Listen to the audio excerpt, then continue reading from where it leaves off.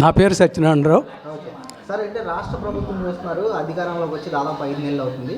ప్రభుత్వం అంటే సంక్షేమం అండ్ అలాగే అభివృద్ధి ఉండాలంటారు. మరి ఈ 5 నెలల్లో ఎలా అనిపించింది అనుకోవచ్చు అంటారు? అంటే గత 5 ఏళ్ళతో పోలిస్తే ఏమన్నా మెరుగ్గా ఉందా, లేకపోతే ఇంకా క్షీణించింది అనుకోవచ్చు అంటారా? ఏం చెప్తారు? మేమైతే ఇప్పుడు జరుగుతున్నటువంటి పరిస్థితులు ఏంటంటే, మా గడిచిన 5 సంవత్సరాల్లో ఒక సామాన్య మానవుడు బయటకు వచ్చి ఏ పని చేసుకోలేనటువంటి పరిస్థితుల్లో ప్రజలు గడిపారు. ఇవాళ ఈ గవర్నమెంట్ వచ్చిన ఈ 5 నెలల్లో ప్రజలు స్వేచ్ఛగా బయటకు వచ్చి వాళ్ళ పనులు వాళ్ళు చేసుకుంటా జీవన విధానం సాగిస్తూ ఉన్నారు. ఇక ప్రజలు ప్రభుత్వాల విషయానికి వస్తే ఏంటంటే, అంతకుముందు జరిగినటువంటి అరాచకాలు జరిగినటువంటి ప్రతి విషయం కూడా ప్రజలకు తెలుసు, అర్థం చేసుకున్నారు.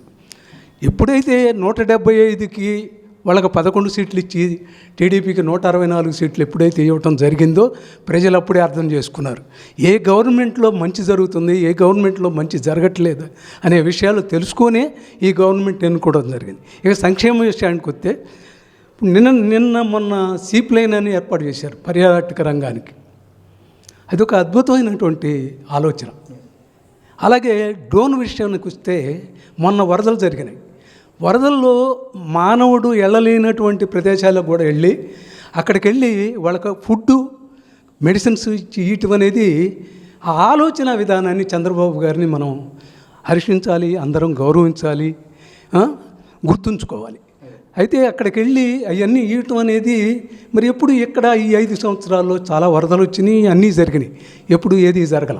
ఇక సంక్షేమ విషయానికి వస్తే ఏంటంటే, సూపర్ 6 జరగలేదు, ఏం జరగలేదని చెప్తా ఉన్నారు. ఇప్పుడు ఒక్కొక్కటి జరుగుతున్నాయండి ప్రజలకు. ఇప్పుడు 11 లక్షల చిల్లర, నాకు కరెక్ట్గా ఫిగర్ తెలియదు, కానీ అప్పులు చేసి వెళ్ళిపోయినటువంటి వాటికి వడ్డీలు కడతా మన సంక్షేమం జరగాలి అంటే మనం ఏదో ఒకటి సృష్టించాలంటే కొంత టైం తీసుకుంటుంది. మొన్ననే గ్యాస్ లో క్యాడర్కి 3 గ్యాస్ సిలిండర్లు ఇచ్చి సంవత్సరానికి వాళ్ళకి మంచి ఉపాధి అవకాశం, అంటే 2,500 రూపాయలు సేవింగ్ అనమాట, వాళ్ళకు ఉపయోగపడేటట్టు అదొక కార్యక్రమం జరిగింది. అలాగే 4,000 పెన్షన్, 3,000 ఉన్నటువంటి పెన్షన్ 4,000 చేయటం అనేది ఆలోచించండి. ఇవాళ సామాన్య మానవుడికి ఎంత ఉపయోగం? 4,000 ప్లస్ 2,500, 6,500 ఒక సామాన్య మానవుడికి చాలా ఉపయోగం అండి. మెడిసిన్స్ కానివ్వండి, ఇంకా సామాన్య మానవుడికి ఉపయోగపడుతూ ఉంటాయి. ఇంకా మీకు విషయానికి వస్తే సంక్షేమ కార్యక్రమాలు వరుసన ఒకటి, రేపు జనవరి నుంచి ఆర్టీసీ ఫ్రీ జరగబోతూ ఉంది. వరుసన తొందరగా ఒకేసారి సృష్టించడానికి ఇది గవర్నమెంట్ కాబట్టి ఇప్పుడున్న సంక్షేమ పథకాలన్నీ కూడా వరుసన సూపర్ 6 జరిగి తీరతాయి. చంద్రబాబు గారు ఏ విషయాలైతే మొన్న ఎలక్షన్లో చెప్పారో అది ప్రతి విషయం కూడా తప్పకుండా జరిగి తీరుతుంది. ప్రజలందరూ కూడా సుఖశాంతులతో ఉంటారని మేమందరం అనుకుంటున్నాం. సరే అండి, అసెంబ్లీ సమావేశాలు చూసే ఉంటారు, మరి గత 4 రోజుల నుంచి జరుగుతున్నాయి. మరి ఎలా అనిపించింది అనుకోవచ్చు అంటారు? అంటే ఇది రెండోసారి అసెంబ్లీ సెషన్ స్టార్ట్ అయ్యి మరి గత 5 ఏళ్ళ అసెంబ్లీ సమావేశాలు చూసే ఉంటారు.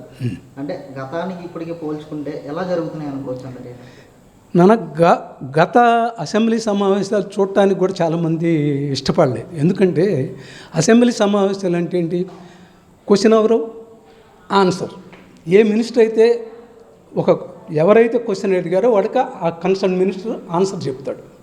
కానీ ఇవాళ ఏం జరుగుతుంది? అది జరుగుతుంది. ఆ రోజుల్లో తిట్టడం, ప్రతిపక్షాలను తిట్టడం, ఎవరన్నా ఏదైనా క్వశ్చన్ అడిగితే క్వశ్చన్ అడిగిన వాళ్ళ మీద కేసులు పెట్టడం, వాళ్ళ మీద ఇష్టం వచ్చినట్టు మాట్లాడటం, బూతులు, ఎప్పుడన్నా అసెంబ్లీలో బూతులు తిట్టడం మన ఈ 62 ఏళ్ల రాజకీయ జీవితంలో మరి ఎప్పుడు కూడా వినటం జరగలేదు. అది మొన్న 5 ఏళ్లలోనే మనం అసెంబ్లీ సమావేశాల్లో ఒక లేడీస్ని ఇష్టం వచ్చినట్టు మాట్లాడటం, అసభ్యంగా ఒక ముఖ్యమంత్రి గారి భార్యని కానీ, డిప్యూటీ ముఖ్యమంత్రి గారి కుటుంబాన్ని కానీ, ఇంకా అదర్ ఫ్యామిలీస్ని కానీ ఇష్టం వచ్చినట్టు మాట్లాడటం అనేది అసెంబ్లీలో మొన్న 5 ఏళ్లలోనే మనం చూసాం.